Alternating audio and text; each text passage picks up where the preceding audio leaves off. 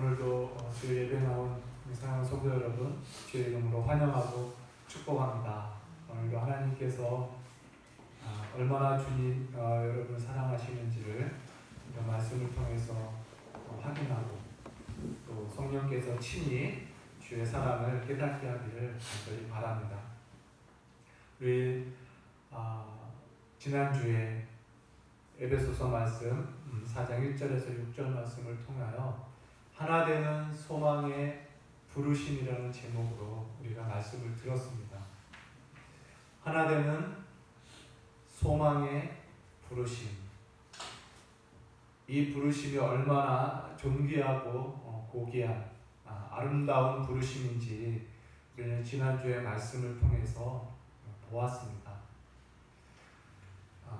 특별히 오늘날 이 코로나로 인한 이 사회적인 분위기가 너무나 냉담하고 서로의 인격적인 교제나 관계가 소원해져간 그런 상황 속에서 또 앞으로 더욱더 이 물리적인 거리두기가 하나의 문화의 양식이 되어져 되는 그런 시대가 이제 시작되는 상황 속에서 과연 교회는 어떻게 해야 되는가? 라는 그런 질문으로 이제 말씀을 들었습니다. 해답은 무엇이었죠? 마지막 때가 가까울수록 우리는 더욱 모이기에 힘쓰고 더욱 하나 되기에 힘써 지키는 이러한 말씀을 우리가 들었습니다. 여러분, 이 하나 되는 소망의 이 부르심이 얼마나 존귀한 것인지 오늘도 저와 여러분이 잘 알기를 바랍니다. 다시 한번 이 부분에 대해서 우리가 굳게 확신을 갖기를 바랍니다. 하나님께서는요, 사람들을 세상에서 불러내셨습니다. 죄악된 세상에서 불러내셔서 하나님의 자녀 되게 하시고 교회 되게 하셨습니다. 그런데 교회 되게 하시고 자녀 되게 하시면서 주신 소망이 하나 있습니다. 그 소망이 바로 하나 되는 소망입니다. 이 소망은 하나님 편에서도 소망이 되는 것이고 부르심을 받은 우리에게도 진실로 소망이 되는 것입니다.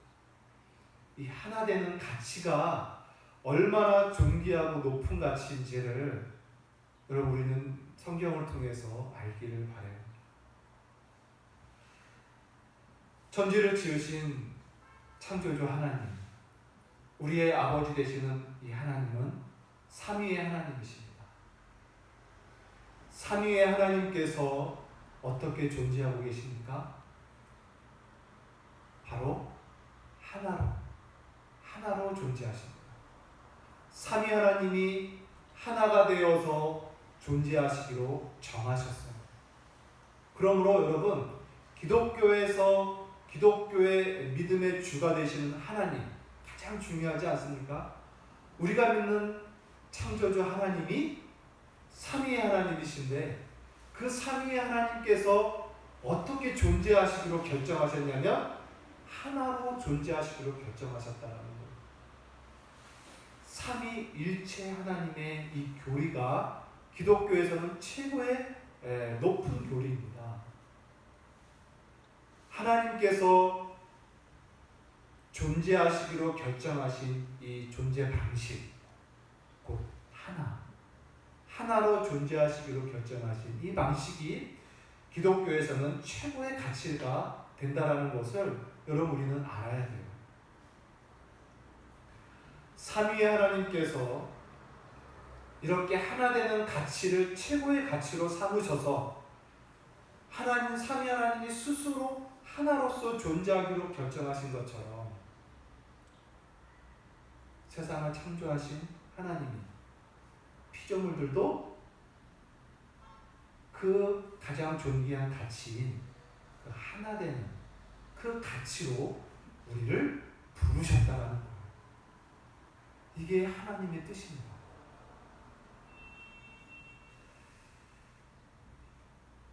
그래서 하나님 안에서 창조된 세계도 하나님 안에서 하나 되는 것으로 존재케 하시는, 하나로 존재케 하시기로 주님께서 정하셨다는 거예요. 그래서 우리 지난주에 봤잖아요. 요한복음 17장. 예수님께서 십자가를 지시기 바로 직전에 곧 주님은 떠나시고 남아있을 제자들과 교회를 향하여 대제사장적 기도를 하지 않습니까? 17장의 그 긴 내용의 핵심이 무엇이었습니까?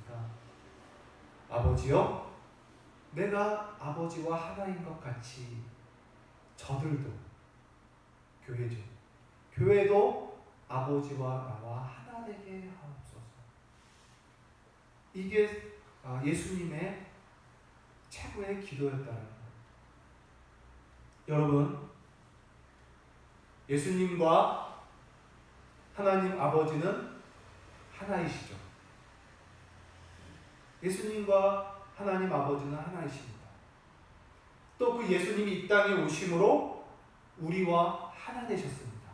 그래서 우리는 예수님과 하나 되었습니다. 이제 예수님과 하나 된 우리는 그 예수님 안에서 아버지 하나님과 하나가 되었습니다. 또 예수님 안에서 저와 여러분 각자는 또 우리 모두가 또 한 몸, 하나가 다 되었습니다. 여러분, 이것이 삼위일체 하나님께서 세상을 창조하시고 마지막 세상을 영화롭게 하시기를 계획하셨을 때 가지셨던 하나님, 삼위 하나님의 소망이었다. 모든 만물이 그리스도 예수 안에서 하나 되게 하는. 그리고 마지막으로 방금 말한 대로 모든 피조물, 사람뿐만 아니라 온 만유가 그리스도 안에서 통일되게 하십니다. 곧 하나 되게 하신다 라는 것이 하나님 아버지 삼위일체 하나님의 뜻이었다는 것입니다. 에베소서 1장 22절과 23절에 이렇게 기록합니다. 또 만물을 그의 발 아래에 복종하게 하시고 그를 만물 위에 교회의 머리로 삼으셨느니라. 교회는 그의 몸이니 만물 안에서 만물을 충만하게 하시는 이의 충만이신다. 무슨 말씀이냐면 그리스도께서 교회를 세우셨습니다. 이 만물 위에 교회를 세우셨습니다. 그리고 그리스도는, 머리 대신 그리스도는 그 교회 안에 자신의 신성을 충만하게 나타내십니다. 그리고 그 교회를 통하여 만물 가운데 그의 신성으로 통치하십니다. 이것이 머리 대신 그리스도의 은혜의 비밀한 섭리죠. 그런데 또한 에베소서 1장 10절은 이렇게 말합니다. 하늘에 있는 것이나 땅에 있는 것이 다 그리스도 안에서 통일되게 하려 하십니다. 이제 예수님께서 이 땅에 내려오시고 사람으로 이 땅에 오시고 구속사역을 이루시며 부활하시면서 궁극적으로 그리스도께서 이루신 사역은 무엇이냐? 우리 사람들뿐만 아니라 하늘과 땅 모든 만유가 그리스도 안에서 통일되게 하십니다. 이게 하나님 아버지의 섭리였다, 경륜이었다라고 에베소서 1장에서 말씀하고 있습니다. 곧 세상을 하나 되게 하십니다. 하나님과 하나 되게 하시고 또 세상이 또 하나 되게 합니다. 이 하나 되는 놀라운 이 비밀, 이 가치를 하나님 아버지께서 갖고 계셨다는 겁니다. 그러므로 사랑하는 성도 여러분, 이 교회의 이 하나됨이라는 것은, 교회의 이 하나됨이라는 것은 어떤 캠페인이나 무슨 운동의 차원이 결코 아니라는 거예요. 교회에서 선포되어지는 여러분 우리는 하나 되어야 됩니다, 하나님이 우리를 하나 되게 하셨습니다라는 이 말은 무슨 운동이 아니라는 겁니다. 우리의 생각을 무슨 잠깐 개조시키고자 하는 그런 외침이 아니라는 거예요. 이 교회의 하나됨의 이 가치는 삼위일체 하나님이 소원을 두셨던 하나님의 최고의 가치라는 것을 우리는 알아야 됩니다. 이 가치는 너무나 영원하고 고결한 가치라는 것을 알아야 되고, 이 하나 되는 것은 바로 신적인 성품이라는 겁니다. 말씀을 준비하면서 우리 교회가 주 안에서 하나 된다는 것이 인류에게 있어서 가장 큰 가치구나 라는 것을 확인하면서 우리 성도들이 여기에 집중하고 이것을 강하게 붙드는 신자가 되었으면 좋겠다라는 생각을 너무나 크게 갖게 되었어요. 이것만 붙잡고 있으면 저와 여러분의 신앙생활에 놀라운 성숙과 변화가 일어날 겁니다. 그래서 예수님께서 이 하나됨을 지키기 위하여 모든 사람들과 화평을 추구하는 자를 당당히 그들은 하나님의 아들이라 일컬음을 받을 것이요 라고 말씀하십니다. 하나님의 아들다움은 바로 하나님께서 하나 되게 하시는 소망에 합당하게 그 하나됨을 화평을 지켜가는 자, 그들이 받을 만한 그런 이름이라는 겁니다. 그래서 예수님께서 친히 말씀하셨죠. 여러분, 이 하나됨, 이것은 하나님과 그의 나라의 최고의 가치라는 사실을 여러분 기억하시고 여기에 주목하는 성도 되시기를 바랍니다. 우리가 그리스도로 말미암아 구원받은 신자들이 이 하나됨의 가치에 온전히 헌신하고 이것을 하나 되기를 지키기로 온전히 수고하는 그러한 모습 속에서 나오는 것이 무엇이냐? 바로 사랑, 화평, 감사, 겸손, 온유, 자비, 긍휼 이런 것. 성도들의 아름다운 덕목들, 경건한 성품들은 다른 것이 아닙니다. 바로 이 하나됨을 지키기 위해서 수고할 때 나오는 성품들입니다. 감사, 겸손, 온유, 용서, 긍휼, 자비, 사랑, 희생, 이 하나됨을 지키기 위해서. 그러나 반대로 성경이 책망하는 성도들의 잘못된 악한 행실들은 뭡니까? 전부 다 이 하나됨을 깨는 죄악들입니다. 바로 시기, 질투, 미움, 다툼, 싸움, 분열, 분쟁, 거짓말, 음행, 전부 다 하나됨을 깨뜨립니다. 세상은 이 하나됨과 정반대의 세상이라는 걸 여러분 아십니까? 세상은 이 하나 되는 것을 깨는 세상입니다. 왜냐하면 이 세상의 주인이 마귀이기 때문에 그래요. 이런 마귀는 어떤 자입니까? 이 하나 되는 것, 창조주 하나님이 가장 가치로 여겼던, 소망으로 여겼던 하나됨을 깨기 위해서 이 땅에 온 자예요. 그래서 하나님이 아담을 창조하시고 하나님과 하나가 된 인간을 깨기 위해서, 분리시키기 위해서 이 세상에 죄를 가지고 들어온 자예요. 죄를 통하여 사람과 하나님과 하나님이 깨어졌습니다. 분리되었고 이제 서로 대적하는 자가 되었고 서로 원수가 되는 그런 관계를 만들고, 이게 마귀입니다.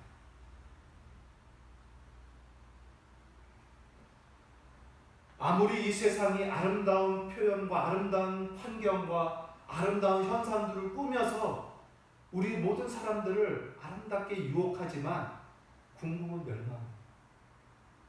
궁극은 분열, 다툼, 싸움입니다. 마귀입니다.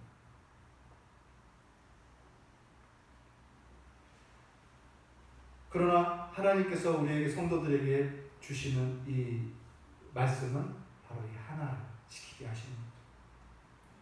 여러분, 이 하나 되게 하시는 이 소망 또는 이 하나됨의 이 가치에 여러분 완전히 집중하시고 헌신하는 성도 되시기를 바랍니다. 성도의 성화와 교회의 성화는 바로 이 하나됨의 가치를 온전히 지킬 때 나오는 열매라는 것을 여러분 기억하시기를 바랍니다.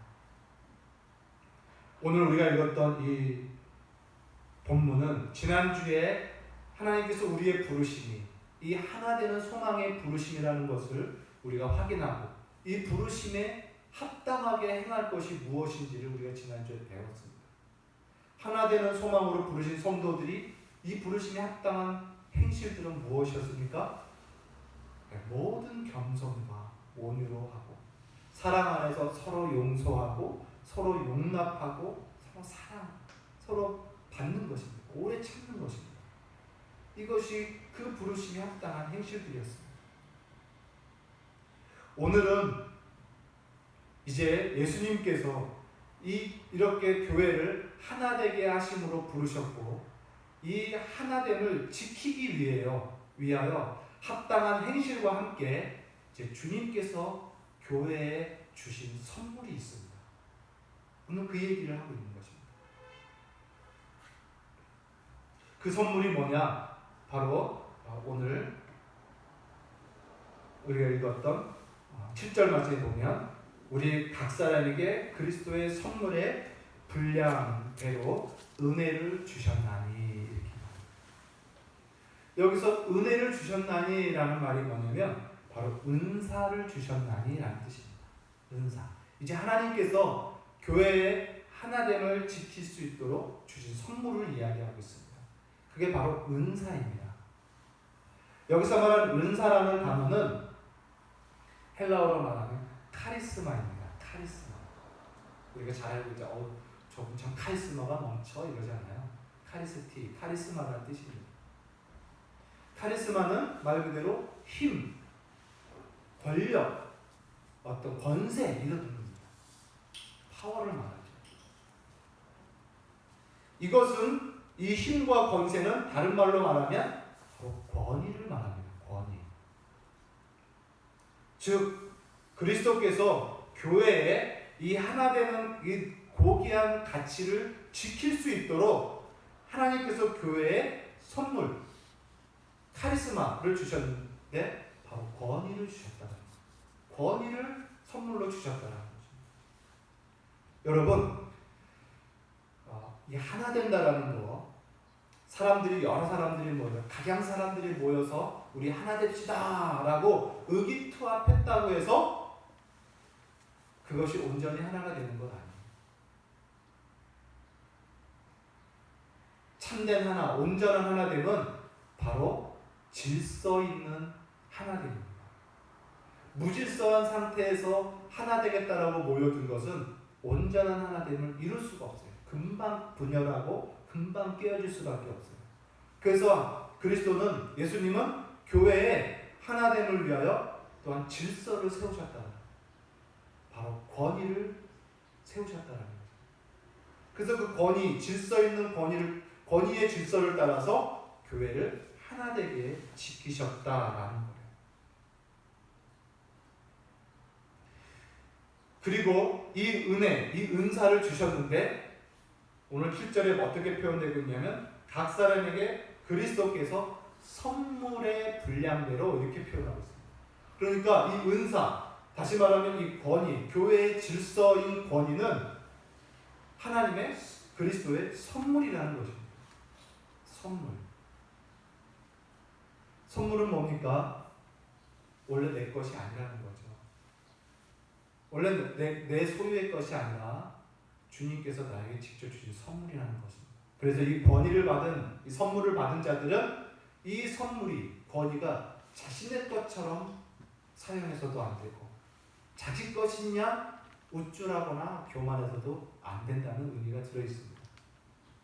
이 선물을 받은 자, 그러면 이 권위, 이 은사가 무엇인가? 오늘 11절에 나옵니다. 어떤 사람에게는 사도로, 어떤 사람에게는 선지자로, 어떤 사람은 복음 전하는 자로, 어떤 사람은 목사와 교사로 삼으셨습니다. 5가지의 은사가 나옵니다. 권위가 나옵니다. 사도, 선지자, 복음 전하는 자, 목사, 교사. 자, 여러분 여기서 사도를 한번 생각해 봅시다. 예수님께서 교회에 세운 권위인 사도. 이 사도는 예수님이 친히 세운 12사도를 말합니다. 12사도죠. 그리고 바울과 그와 같은 선상에 있는 한두 명의 또 예를 들면 예수님의 혈육의 동생이 야고보라든지 이러한 한두 명의 사람들 외에 그들을 말하는 사도입니다. 이들은 예수님의 복음의 사도입니다. 그래서 이들의 입에서 나오는 모든 말들이 곧 성경이었던 거예요. 하나님의 그리스도의 직접적인 말씀이었던 거예요. 그 사도들의 입에서 나오는 모든 말은 교회를 지키고 교회를 세우는데 사용되는 하나님의 계시였습니다. 그래서 교회는 사도들의 말 또는 사도들의 글 위에 세워져야만 되는 거예요. 그리고 사도들의 말과 글이 다 기록되어서 성경으로 완성이 된 이후에는 더 이상 생존하는 사도들은 존재할 이유가 없었던 것입니다. 그래서 여기서 말하는 사도는 성경을 기록한 사도들을 말합니다. 예수님이 친히 세운 사도들이죠. 오늘날 신사도 운동이라는 게 있습니다. 신사도 운동. 이제 다시 사도들의 시대가 도래했다는 겁니다. 신사도. 또 자칭 21세기 사도라고 하는 자들이 많이 나타났어요. 그래서 그들은 예수님께 직접 말씀을 받은 자라고 하면서 마치 그리스도의 계시인 것처럼 말을 선포하는 것입니다. 그러나 여러분, 12사도는 초대교회 당시로 끝났습니다. 사도들의 역할은 복음이 완성될, 성경이 기록되기 전까지 그들의 사명이 주어집니다. 그래서 이 사도는, 여기서 말하는 사도는 항상 교회에 존재하는 은사와 권위가 아니라 초대교회 당시 성경이 기록되기 전까지만 비상적으로 존재했던 권위, 은사였다는 것을 우리는 기억해야 됩니다. 그럼 오늘날 신사도 운동에 그 성경적 지위는 없는 거죠. 선지자도 마찬가지입니다. 선지자도 구약 선지자들이 쓴 구약 성경을 말하고 또 사도들과 함께 동행하고 사역했던 예언자들이 있었습니다. 성경이 기록되기 전에는 그들의 말에 교회들이 의존할 수밖에 없었다는 거예요. 그러나 성경이 다 기록된 이후에는 그들의 말이 더 이상 필요치 않는 것입니다. 교회는 이제 성경의 터 위에 세워지면 되는 거죠. 그래서 오늘날 이 사도와 선지자라는 이 두 은사 또는 두 권위는 이제 존재하지 않는 겁니다. 아까 신사도운동도 마찬가지지만 같이 활동하는 사람들이 누구냐면 자칭 선지자들입니다. 자칭 예언자라는 사람들이 지금 활동하고 있습니다. 그들은 하나님께로 직접 말씀을 듣고 대변하는 사람들이라는 거죠. 그러나 그 은사는 없습니다. 지금 그들이 하는 모든 행위는 성경을 아는 지식에서 나오는 어느 정도의 짐작에 불과하지 하나님께서 직접 들은 말씀을 대변하거나 직접 하는 계시는 없다는 거예요. 이처럼 교회는요, 사도와 선지자의 글 위에 세워집니다. 다시 말하면 성경 위에 세워집니다. 그러므로 이 두 직분은 지금은 존재하지 않는 것이죠. 자, 그럼 세 번째, 복음 전하는 자. 복음 전하는 자는 뭡니까? 말 그대로 복음을 잘 전하는 자. 아주 효과적으로 복음을 전하는 자입니다. 이들은 복음을 개인이든 어떤 단체든 누구든 전할 수 있는 지혜와 열정이 사로잡힌 자입니다. 그들의 마음은 복음 전도에 붙잡혀 있는 자입니다. 그래서 그것을 실현하기 위해서 많은 지식이 있고 많은 지혜가 있고 논리를 하나님의 은사로 받은 자들, 그리고 온유하고 겸손하고 친절하며 사람을 대하기를 즐거워하는 그러한 성품의 사람들이에요. 하나님께서 이들을 교회에 권위로 주셨다는 거예요.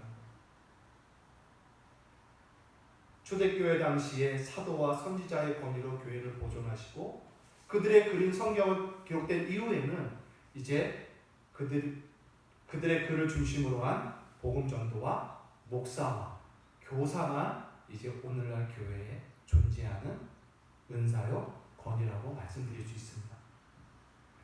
자, 목사는 누굽니까? 목사는 뭐 하는 사람입니까? 성경 기록된 말씀, 사도와 선지자의 그린 성경을 풀어서 가르치고 전하는 자입니다. 교회에서 성례를 직례하는 자며 말씀을 중심으로 권징을 행하는 자입니다.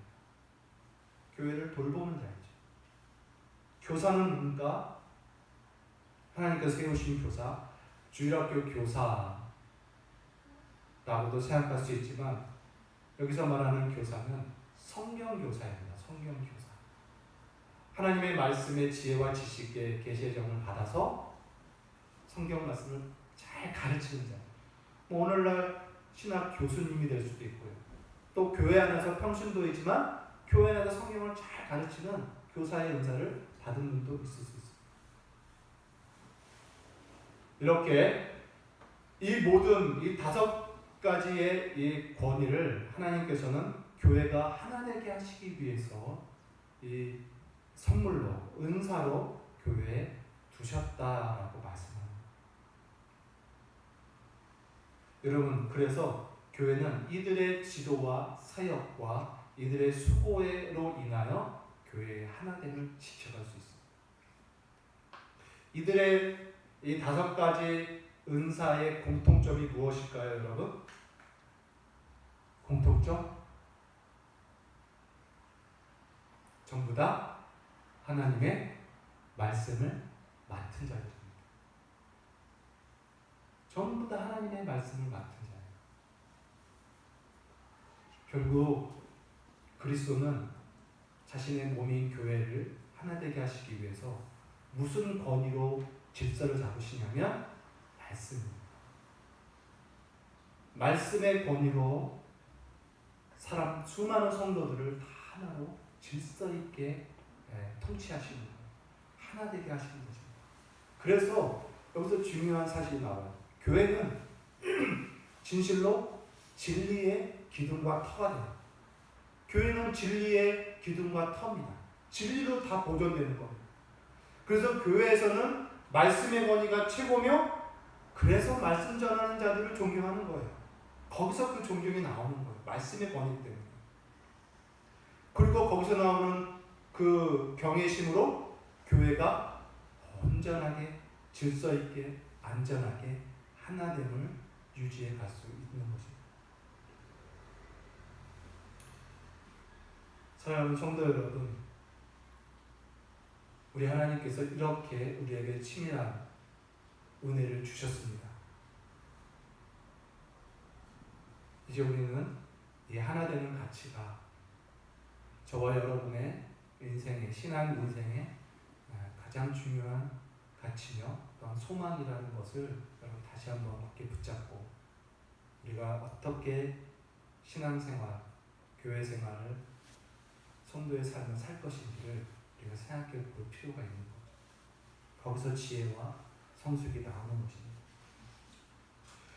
이렇게 하나님께서 주신 이 은사의 사역들을 통해서 이루시는 목적이 뭐냐, 이루시는 내용이 뭐냐, 12절을 볼까요? 12절에 보면 이는 이러한 은사를 주신 이유는 성도를 온전하게 하여 봉사의 일을 하게 하며 그리스도의 몸을 세우게 하려 하십니다. 결국 이 말씀을 맡은 이 권위자들의 수고와 사역을 하는 목적은 뭐냐? 성도를 온전하게 하는 거죠. 말씀을 통하여 성도를 온전케 하는 거죠. 온전케 한다는 말이 무슨 말인지 아세요? 이전 번역에, 이전 한글 번역에는 구비하여라고 표현되어 있어요. 구비하여. 준비시킨다는 거예요. 성도를 준비시켜 무슨 일로? 봉사의 일을 하게 하며 곧 말씀으로 성도들을 준비시킨다는 것입니다. 봉사의 일을 할 수 있는 사람이 되도록 준비시킨다는 것. 여기서 말하는 봉사라는 것은 뭡니까? 섬김을 말합니다. 섬김. 내 것을 내어주는 섬김을 말해요. 봉사, 서비스입니다. 나의 유익을 구하는 것이 아니라 타인의 유익을 위하여 봉사하는 것을 말합니다. 그렇게 함으로써 그리스도의 몸을 그 교회죠. 하나님의 몸을 세우려 하신다. 이렇게 결국 하나님께서 주신 이 선물로 교회는 더욱더 성장하고 봉사와 섬김으로 교회가 아름답게 세워져가는 모습을 오늘 성경은 기록하고 있습니다. 그리고 마지막 절, 이 교회가 세워지면서 어디까지 성장하고 성숙하냐면 머리 되시는 그리스도에까지, 그리스도가 가지신 충만한 분량의 그 성숙의 단계까지 우리가 다 이른다는 거예요. 여기서 말하는 13절에 우리가 다 하나님의 아들을 믿는 것과 아는 일에 하나가 되어 온전한 사람을 이루어라고 표현했습니다. 온전한 사람. 이 온전한 사람은 저와 여러분 개인이기도 하지만 교회이기도 해요. 말씀의 은혜로 말미암아 우리가 준비되고 성화되어 봉사일을 하면서 우리가 온전한 사람이 된다는 거예요. 성숙한 사람이 되고, 그래서 교회 또한 그리스도의 장성한 분량에까지 성장하는 그런 모습이 된다는 것입니다. 그래서 지난주에 말씀드린 대로 개인의 성화와 성도의 개인의 성화와 교회 공동체의 성화는 비례하는 것이다. 비례하는 것. 결코 반비례가 할 수 없다라는 거죠. 사랑하는 성도 여러분, 훌륭한 사람은, 성숙한 사람은 어떤 사람일까요? 바로 이타적인 사람입니다. 이타적인 사람. 자기 중심적이고 이기적인 사람은 절대 훌륭할 수가 없습니다. 성숙할 수가 없습니다. 오직 이타적인 사람만 훌륭한 사람이 돼요. 세상이 찾는 인재로 이타적인 사람을 원합니다. 세상. 여러분, 하나님은 천성적으로 이기적이고 본성이 자기중심적인 죄인 우리를 택하셔서 그리스도 예수 안에서 우리를 다시 거듭나게 하셨습니다. 어떻게 거듭나게 했을까요? 이기적인 우리를 이타적인 사람, 자기중심적인 사고방식에 쌓여있는 우리를 남의 유익을 고민하며 사고하는 방식의 사람으로 우리를 거듭나게 하셨다. 그래서 누구든지 그리스도 예수 안에 있는 자는 새로운 피조물이라. 이전 것은 지나갔으니 보라 새 것이 되었다.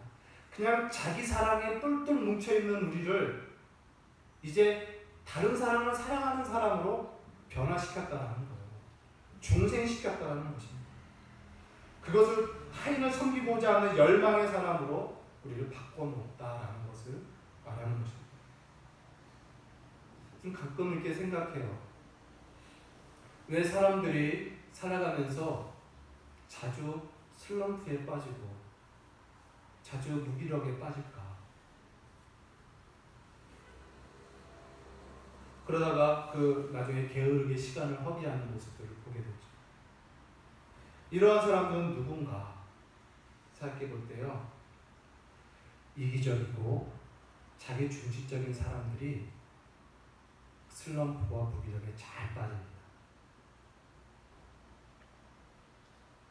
자기 사랑에 조금이라도 유익이 안 되는 환경, 자기 사랑에 조금이라도 방해가 되는 그런 상황이 되면 급 슬럼프에 빠지고 무기력하고 분노하고 흥분하고 조급해지는 거예요.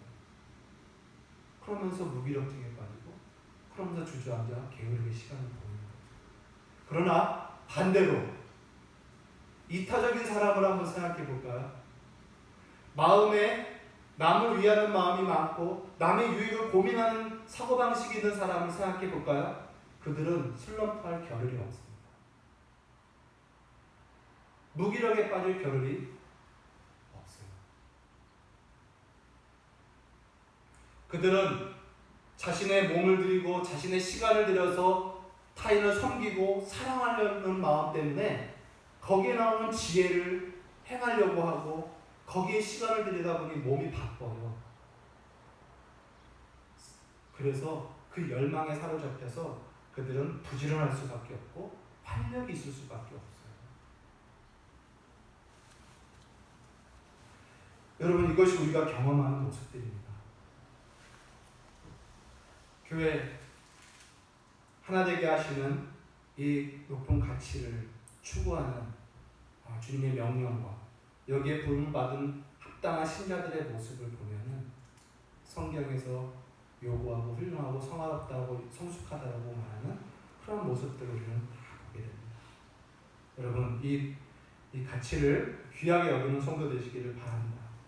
여러분, 이 하나 되는 이 소망에 여러분 헌신하시기를 바라요. 지금까지 저와 여러분의 경험이 어떻든, 심지어 영적인 지식에 어떤 내용을 갖고 있었든, 여러분의 감정과 가치관을 다 내려놓고 이 하나 되는 가치와 삼위일체 하나님께서 우리에게 궁극적으로 주신 이 하나 되는 소망에 붙들리는 사람이 되기를 바라요. 그것으로 고민하고 거기서 나오는 지혜에 충만해서 그것을 실천하고 실현해서 살아가는 성도 되시기 바랍니다. 저와 여러분이 꿈꾸는 성숙한 모습을 나도 모르게 이루어갈 수 있습니다.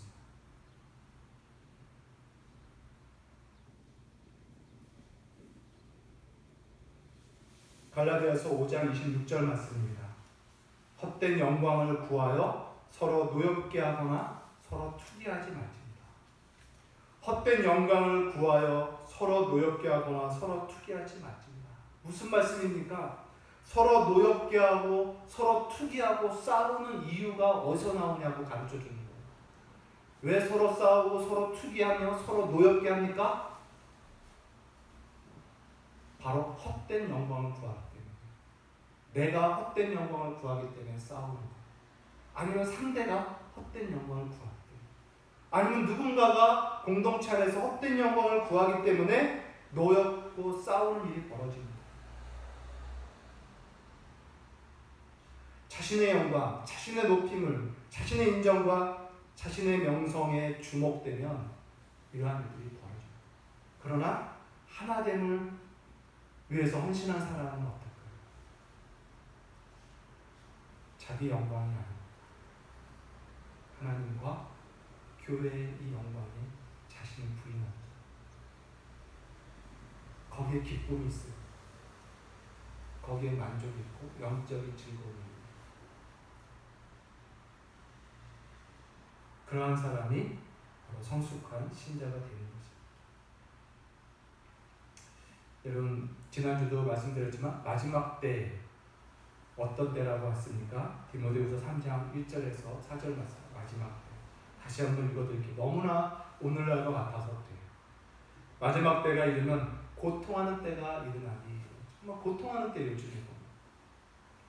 자기를 사랑하고 돈을 사랑하고 자랑하고 교만하고 비방하며 부모를 거역하며 감사하지 아니하며 거룩하지 아니하며 무정하며 원통함을 풀지 아니하며 모함하며 절제하지 못하며 사나우며 선한 것을 좋아하지 아니하며 배신하며 조급하며 자만하며 쾌락 사랑하기를 하나님 사랑하는 것보다 더하며.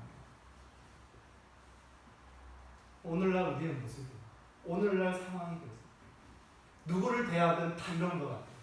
요즘에 더 이 코로나로 인해서 이 물리적 거리두기가 이제 막 지난주에 얘기했지만 서로 혐오감과 어떤 경계심이 강하게 발동돼서